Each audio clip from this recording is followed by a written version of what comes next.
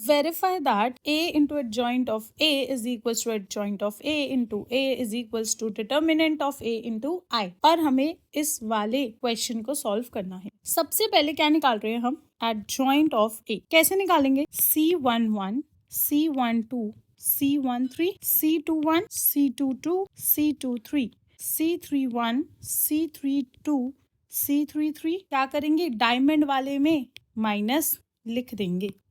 Therefore minus minus minus minus. अब आप एक एक करके कैलकुलेट करेंगे। सबसे पहले आप इस डिटर्मिनेंट को सॉल्व करेंगे तो 3 0 0 minus 0 it will give you 0। अब हम पहुंच गए हैं इस पे, तो इसकी रो और कॉलम को डिलीट करा, फिर इसका डिटर्मिनेंट निकाला। 3 3 9 minus minus 2 it will be 9 plus 2 it will give you 11। अब हम इस पे पहुंच गए, इसको डिलीट करेंगे तो आपके पास जब पूरी रो या पूरा कॉलम 0 होता है तो उसकी वैल्यू होती है 0। हम यहाँ पहुंचे, इसको डिलीट करा, इसको डिलीट करा, तो 3 into minus 3 minus 0 will give you -3।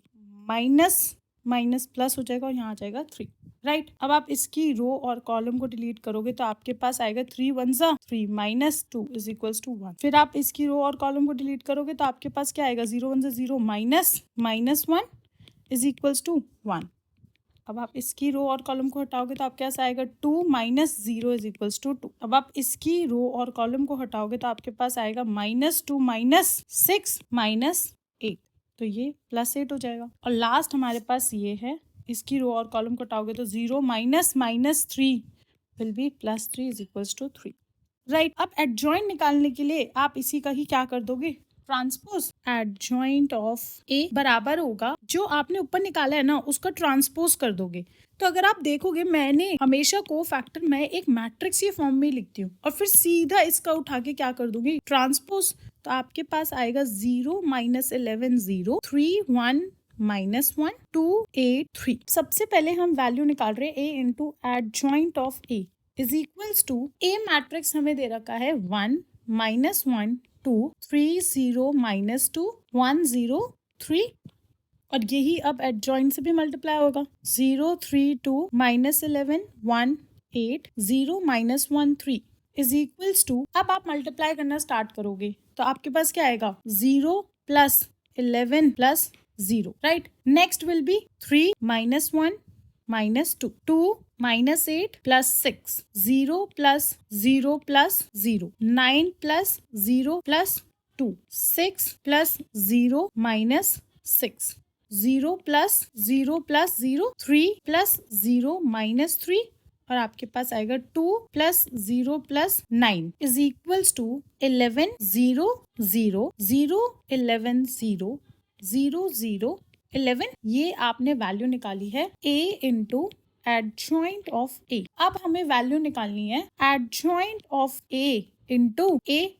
तो एडजॉइंट की हमने वैल्यू ऊपर जो निकाली थी वो वहीं से ही हम कॉपी कर लेते हैं और यहाँ हमने पेस्ट कर दी, ठीक है। ए मैट्रिक्स हमने क्वेश्चन में दिया हुआ है 1 -1 2 3 0 2 1 0 3। अब आप इसको मल्टीप्लाई करोगे आपके पास क्या आएगा? 0 9 plus 2 0 plus 0 plus 0 0 -6 plus 6 -11 plus 3 plus 8 11 plus 0 plus 0 -22 -2 plus 24 0 plus -3 plus 3 0 plus 0 plus 0 0 plus 2 plus 9, right. तो आपके पास इसका आंसर आएगा 11 0 0 0 11 0 0 0 11। और लास्ट हमें क्या कैलकुलेट करना है? Determinant of A into I. Determinant of A की वैल्यू निकालेंगे अब, तो आपके पास दे रखा है ए मैट्रिक्स 1 3 1 -1 0 0 2 -2 3 इज इक्वल्स टू, हम कर रहे हैं कॉलम 2 से एक्सपैंड,